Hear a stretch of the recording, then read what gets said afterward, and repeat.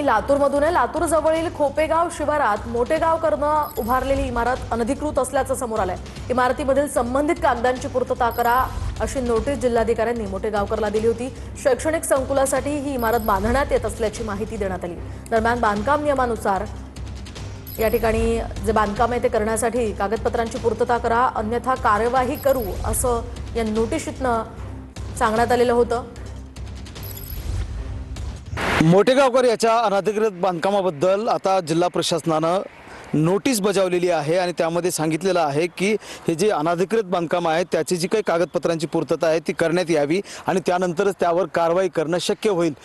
शैक्षणिक कोर्स आहेत ते सुरू करायचे होते आणि त्यासाठी हे बांधकाम सुरू आहे। मात्र हे बांधकाम अनधिकृत यासाठी ठरते कारण याची परवानगी जी आहे किंवा बांधकाम परवानगी जी आहे ती घेण्यात आलेली नाही। मोठेगावकरला नोटीस बजावण्यात आलेली आहे आणि सांगण्यात आलेलं आहे की हे अनधिकृत बांधकाम जे आहे त्यावर कारवाई करण्यासाठी काही कागदपत्रांची आवश्यकता आहे आणि ती कागदपत्र तातडीनं पूर्तता करण्यात यावीत। महेंद्र जोंधळे, TV9 मराठी, लातूर।